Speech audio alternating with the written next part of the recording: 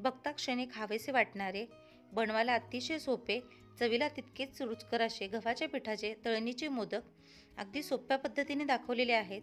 Video शेवटपर्यंत नक्की बघा. Praise the Lord. Bless food रेसिपीमध्ये आपणा सर्वांचं खूप मनापासून स्वागत. तळणीचे मोदक बनवायला सुरुवात करूयात.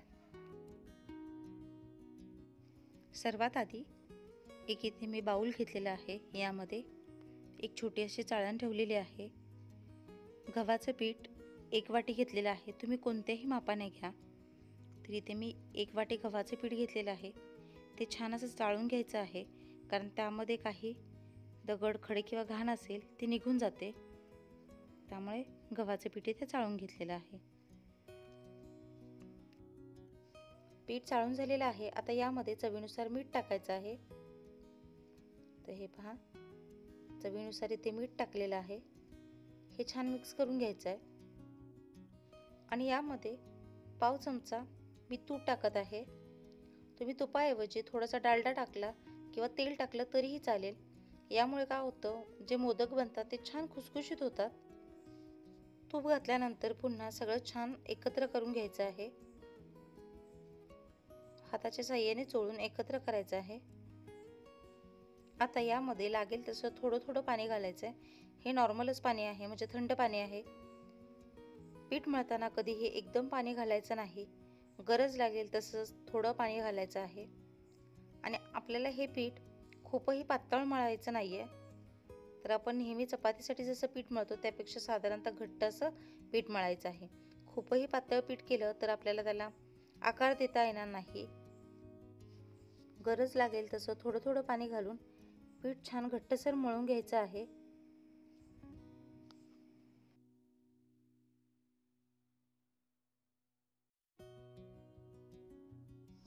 हे पहा, पीठ छान मळून झालेलं आहे. जसं हवं तसंच घट्ट झालेलं आहे. बोटाने दाबल्यास पटकन ते वर येत नाहीये, म्हणजे आपलं पीठ परफेक्ट झालेलं आहे. शक्य असेल तर 1 ते 2 तास आधी पीठ मळून ठेवलं तरीही मोदक खुसखुशीत होतात. पण तुम्ही इन्स्टंट करणार असाल, म्हणजे झटकीपट करणार असाल, तरीही मळल्या लगेच केले तरीही चालतील. आधी आपण सारण बनवून घेणार आहोत. उकडीच्या मोदकाची रेसिपी बघितली नसेल तर नक्की बघा. त्यामध्ये देखील सारणाची रेसिपी दिलेली आहे. एका पॅनमध्ये थोडंसं नकळत तूप टाकायचं आहे. त्यामध्ये ओलं किसलेला नारळ म्हणजे ओलं खोबरं टाकलेलं आहे. 1 वाटी खोबऱ्यासाठी अर्धी वाटी गूळ असं प्रमाण आहे. तर तोही व्हिडिओ नक्की बघा. त्यामध्ये देखील खूप साऱ्या टिप्स सांगितलेल्या आहेत. हे मोदक आपण तळणीचे बनवतोय, ते मोदक उकडीचे बनवलेले आहेत. तर छान परतून घ्यायचं आहे. आणि मग त्यामध्ये जो काही गूळ बारीक करून घेतलेला आहे तो घालायचा आहे. गूळ बारीक करून घेतल्यास सारण पटकन होतं, अजिबात वेळ लागत नाही. यामध्ये मी चिमटभर मीठ टाकते. गोडाच्या कोणत्याही पदार्थामध्ये मीठ टाकल्यास गोडवा त्याचा बॅलन्समध्ये राहतो, त्यामुळे मीठ टाकायचं आहे. तर अगदी जास्तही टाकायचं नाही आहे, अगदी चिमटभर टाकायचं आहे. तर गूळ आणि खोबरं एकत्रित करून छान हे वितळेपर्यंत आपल्याला परतून घ्यायचं आहे. आणि हे सगळं करत असताना गॅसची आच जी आहे ती मध्यम ते मंदच असायला हवी. सारण जवळपास तयारच होत आलेलं आहे. आता यामध्ये वेलची पूड टाकते. वेलची पूड नेहमी नंतरच टाकावी, म्हणजे वेलचीचा वास राहतो आणि सारणाला चव छान लागते. तर आता हे पहा, गूळ छान वितळलेला आहे. गूळ आणि खोबरं एकत्रित झालेलं आहे. अशा स्टेजवर गॅस बंद करायचा आहे आणि आपलं मोदकासाठीचं सारण म्हणजे स्टफिंग तयार झालेलं आहे. सारण एका दुसऱ्या भांड्यात काढून घेतलेलं आहे. जोपर्यंत आपण मोदकासाठी पाऱ्या तयार करतोय तोपर्यंत सारण देखील छान थंड होईल. तर हे पहा, सारण होईपर्यंत पीठ देखील छान भिजलेलं आहे. आता पुन्हा थोडंसं हाताने मळून घ्यायचं आहे.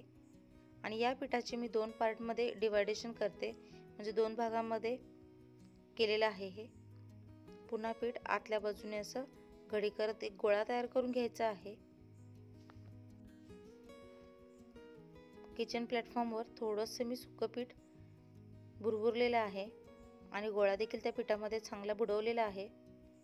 आता हे छान लाटून घ्यायचं आहे. अशा पद्धतीने केल्यास मोदक करणं खूप सोपं होतं. त्यामुळे मी एक मोठा गोळा घेतलेला आहे आणि आता याची एक मोठी लाटी करणार आहे.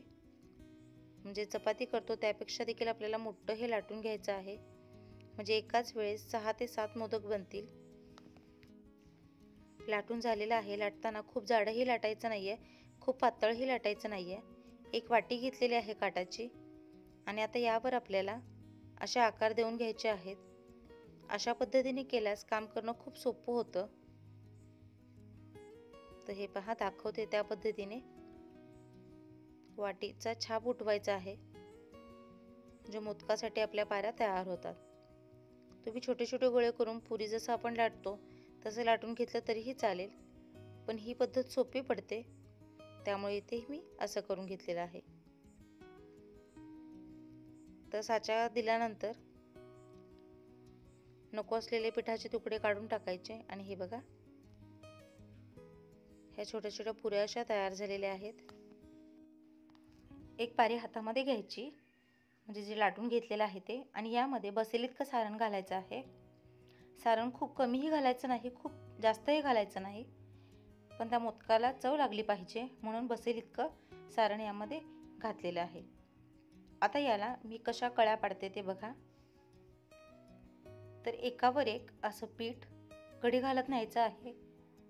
म्हणजे अगदी सोप्या भाषेत सांगायचं गेलं तर चुन्या जशा पाडतात कपड्याला तशाच पद्धतीने या पिठाला देखील आपल्याला चुन्या पाडत पाडत अशा हे पहा पाकळ्या तयार करायच्या आहेत आणि पुन्हा सगळे एकत्रित करून छान असा मोदक तयार करायचा आहे. तर वरती जो काही टोकाचा भाग आहे तो खूपही जाडसर करायचा नाहीये, तोही तितका नाजूकच करायचा आहे. तर अजून एक तुम्हाला बनवून दाखवते म्हणजे तुमच्या लक्षात येईल. तर हे बघा अगदी सोप्या पद्धतीने बनतं हे. आणि गव्हाच्या पिठाचे मोदक बनवताना तुटणे फाटणे याची शक्यता खूप कमी असते. तर दाखवते त्या पद्धतीने कळ्या पाडत पाडत छान असा मोदक वळून घ्यायचा आहे. तर हे पहा किती छान सुबक असा आकार याला दिलेला आहे. वरच्या टोकाचा भाग तितकाच नाजूक ठेवायचा आहे. हे पहा या पद्धतीने मी सगळे मोदक आधी तयार करून घेते. सगळ्या मोदकांना आकार देऊन झालेला आहे. आता वेळ आहे याला तळण्याची. तर एक पसरट पॅन घेतलेला आहे आणि त्यामध्ये तेल घेतलेलं आहे. तर तेल छान तापलेलं आहे, बघू शकताय. मोदक घातल्यानंतर लगेचच त्याला बुडबुडे येत आहेत, म्हणजे तेल आपलं परफेक्ट गरम झालेलं आहे. मोदक तळताना गॅसची आच नेहमी मध्यम ते मंदच असावी. खूपही मोठ्या आचेवर हे तळून घ्यायचे नाही आहेत, नाहीतर वरून मोदकाचा रंग बदलेल पण आतून पीठ कच्चं राहील. तर आपण गव्हाचे मोदक बनवतोय त्यामुळे मध्यम आचेवरच हे छान सोनेरी रंगापर्यंत तळून घ्यायचे आहेत. तर एक एक करून मी अगदी व्यवस्थित हे तेलामध्ये सोडते. सगळ्या मोदकांना आकार किती छान आला ते बघू शकताय तुम्ही.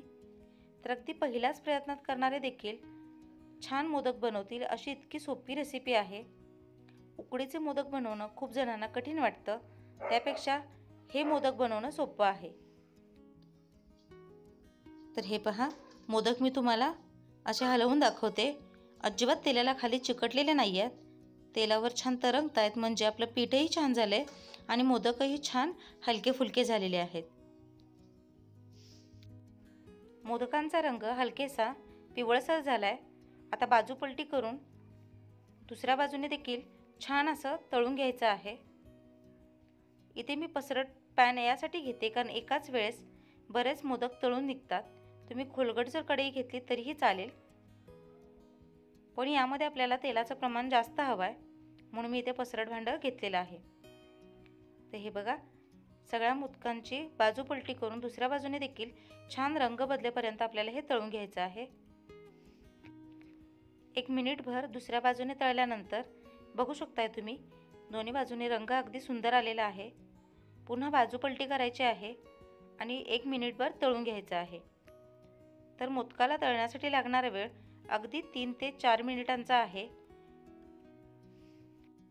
मध्यम आचेवर एक 1.5 ते 2 मिनिट दोन्ही बाजूने मोदक छान तळून घ्यायचे आहेत. रंग छान दिसतोय बघू शकताय तुम्ही. तर अशाच रंगावर मोदक आपल्याला बनवायचे आहेत. तूप घातल्यामुळे वरचं जे काही आवरण आहे ते छान खुसखुशीत होतं. तर हे बघा, मोदकांमध्ये तेल अजिबात राहत नाही. कळ्या देखील किती सुंदर दिसत आहेत. तर रेसिपी बघितल्यानंतर तुम्ही मोदक नक्की बनवणार याची मला खात्री आहे. अशा पद्धतीने गव्हाच्या पिठाचे तळणीचे मोदक अतिशय सोप्या पद्धतीने आणि छान असे तयार झालेले आहेत. तर जितका पदार्थ छान असतो तितकंच त्याचं प्रेझेंटेशन देखील खूप छान करणं गरजेचं असतं. इथे एक मी पानाच्या आकाराची डिश घेतलेली आहे आणि यामध्ये आता तुम्हाला मोदक सर्व करून म्हणजे गार्निश करून दाखवते. तर किती सुंदर दिसतात, सगळे अगदी एका आकाराचे दिसत आहेत. आशा आहे रेसिपी तुम्हाला आवडली असेल, समजली असेल तर एकदा या पद्धतीने नक्की मोदक तयार करून बघा. तुमचा अनुभव माझ्यासोबत शेअर करा. अशाच पारंपरिक आणि नवनवीन रेसिपीसाठी bless food recipe channel subscribe करा, लाईक करा, शेअर करा आणि सगळ्यात महत्त्वाचं म्हणजे जी काही बेल आयकन दिसते म्हणजेच घंटी दाबायला अजिबात विसरू नका. भेटूया अशा एका नवीन रेसिपीसह. तोपर्यंत स्वस्त रहा, मस्त खा, काळजी घ्या आणि माझे व्हिडिओ बघत रहा. Bye bye.